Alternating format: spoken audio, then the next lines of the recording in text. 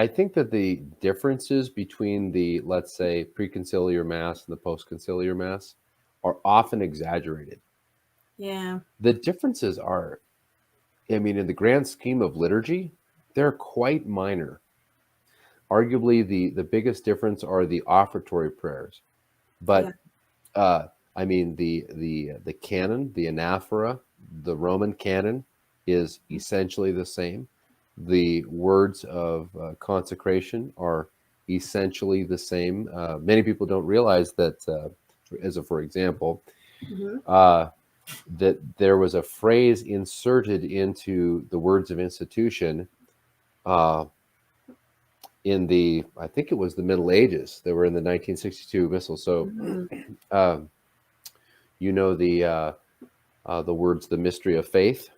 Yeah. Did you know that those got into the words of consecration in the 1962 I Missal? don't think I realized that they did that. Right, and of course, since the words were usually spoken inaudibly, you'd have to be reading the Missal in Latin to notice that. But Jesus never said the mystery of faith, as recorded in the upper room, right? And so, I cannot tell you precisely when and where those words got inserted, but in 1962 Missal, you'll see those there, and then they were extracted back out. So it's just the words of Christ from the Last Supper. Now those are, but there's a little, for example. How did I get off on that?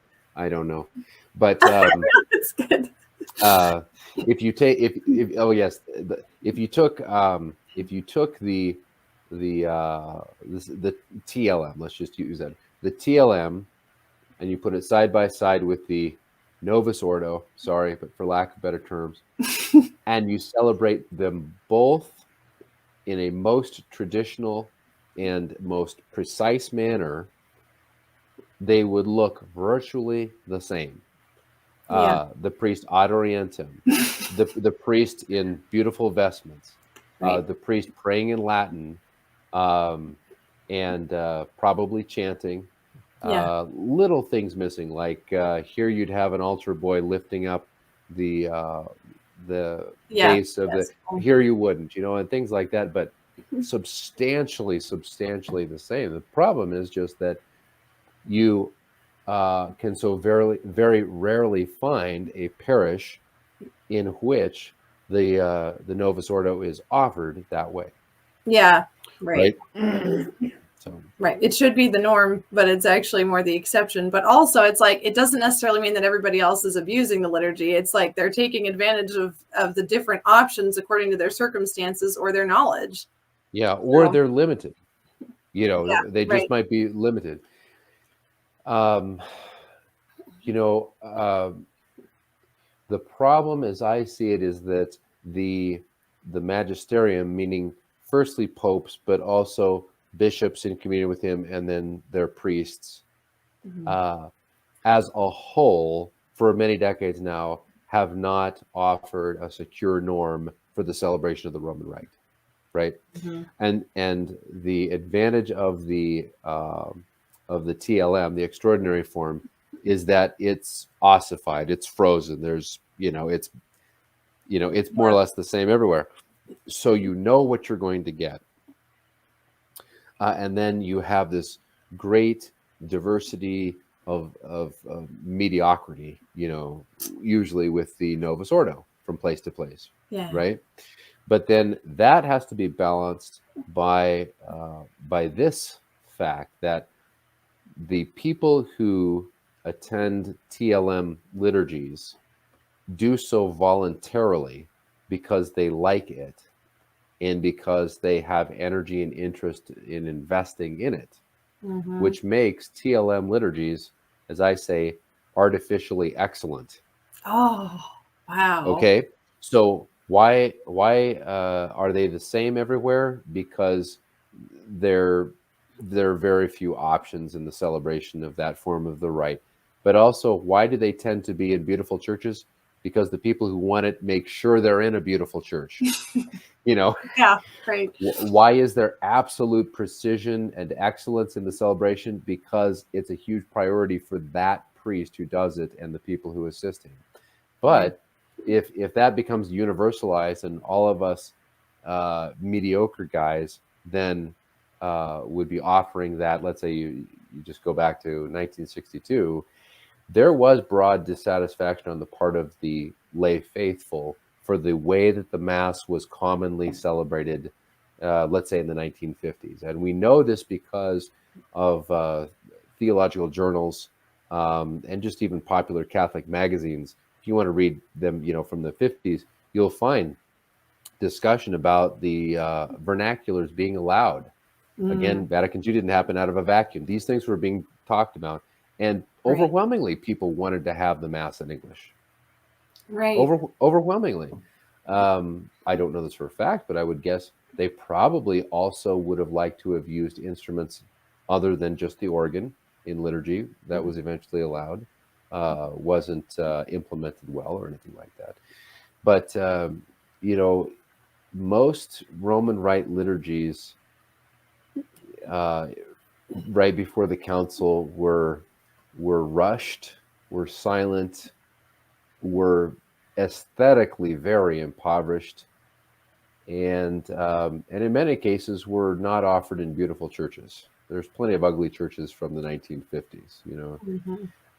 I have a little card that I found one time cleaning out a church in which the pastor mandates that the Sunday masses take no less than 40 and no more than 45 minutes. Yeah. Whoa. These are his instructions to his vicars. Why? Because they have Mass stacked on top of Mass, more or less on the hour, and it's just like they're just trying to get everybody through.